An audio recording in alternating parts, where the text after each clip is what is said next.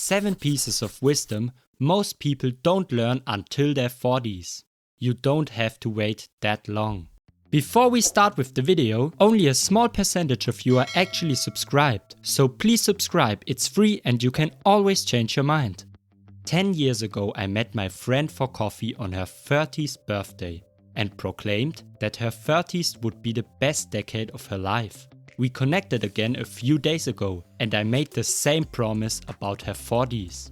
For some folks, 40 marks the beginning of a downward spiral. They fear the future, play defense with their career, resist change and lash out at the young idealists still full of hope. That's what happens to people who refuse to turn their life struggles and miscues into wisdom. They repeat mistakes, grow frustrated and become disgruntled. The smart ones learn from their youthful errors and apply the lessons. By the time they reach middle age, they hit their stride, as I did. But don't be like me.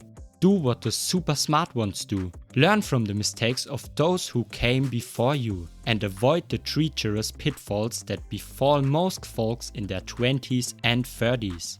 These 7 lessons represent my hard-earned wisdom after years of poor judgment, failures and missed opportunities. 1.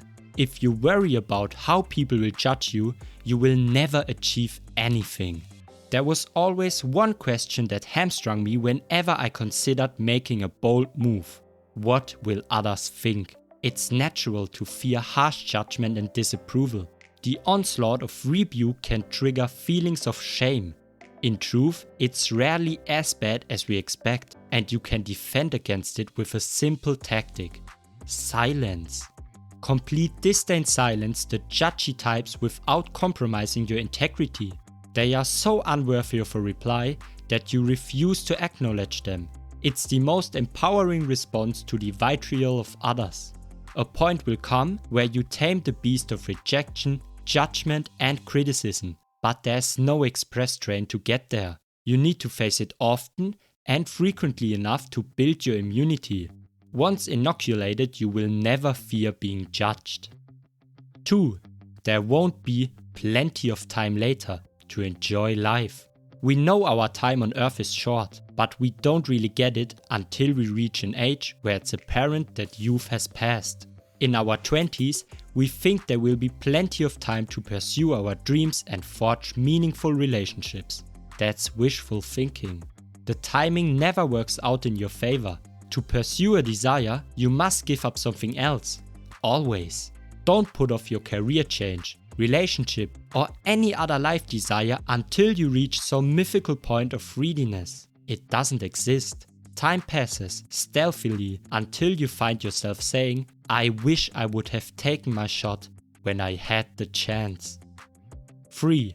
There's only one real financial freedom, no matter how much money you have in the bank.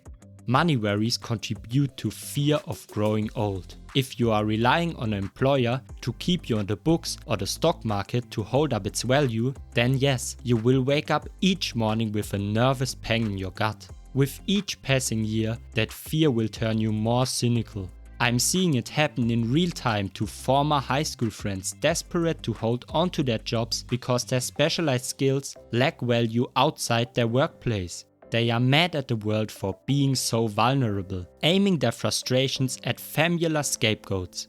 There's only one solution: cultivate your ability to earn money without the aid of an employer. Your ability to generate income on your own neutralizes the fear of financial vulnerability. 4. It's vital to cultivate friends with people older and younger than you. In my mid-20s, my life revolved around running. I joined a track team and many of my teammates became my best friends. Some of those friends were people much older than me and I benefited from their life experiences. As I continued over the next decade, I made friends with runners 10 to 15 years my junior. They reminded me of the wide-eyed hope and belief that anything was possible. Younger friends steep you in optimism and possibility, while older friends will ground you in wisdom. You need the perspectives of both. 5. Relationships are like French fries.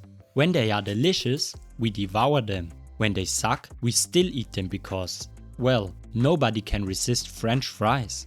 For many years, I struggled to forge and maintain relationships. What I found was that when I lacked meaningful friendships and romances, I latched onto unhealthy empty ones, like French fries. In the absence of the delicious, I devoured the crappy.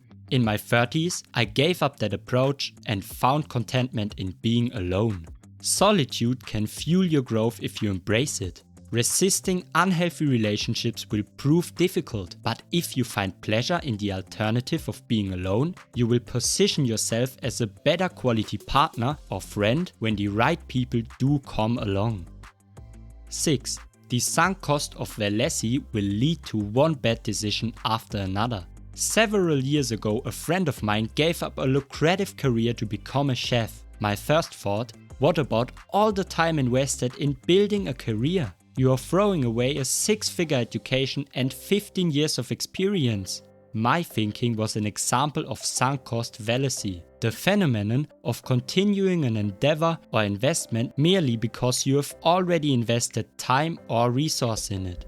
We fall for it more than we think. These examples are merely a sampling, throwing more money at a losing investment, clinging to a dead relationship because you have been together for a long time, staying in an unfulfilling career because you spend a lot of time and money on your education. All the above investments of time and money are sunk costs. They are gone forever, unrecoverable. Sticking with a losing endeavor merely because you have already wasted time or resources on it only extends the pain. When you find yourself in this position, ask yourself this question. If I were starting from scratch with no previous investments, would I still continue on this path? If you answer no, cut your losses and move on. 7. There's no quicker path to misery than conditional happiness. If you have ever landed a monster promotion or prized material possession, then you know the euphoric feeling that accompanies the achievement. You also know the fleeting nature of that feeling. When the high dissipates, we seek the next one, finding happiness only when we achieve a goal. Everything in between is just a filler. That's the mindset of conditional happiness, allowing yourself contentment only when achieving a specific outcome. If you are of the same mentality, you will recognize the self-talk. If I get that promotion, I will feel happy. If I buy the luxury car, I will feel contented. If I find a girlfriend, I will feel joy. If you can't find happiness during the pursuit, it won't last long when you reach the finish line. Find joy in the journey, and if it eludes you, reassess your mission. All you need to know. Wisdom enables us to make better decisions and approach life with a more resourceful outlook. You can acquire it in 2 ways. Make mistakes in life and apply the lessons. Learn from the mistakes of those who came before you. If you choose the latter option, you will live a more fulfilling life long before middle age. Take care of yourself, we'll see us again. Don't forget to like and subscribe. I hope this video helps you to achieve a smarter living.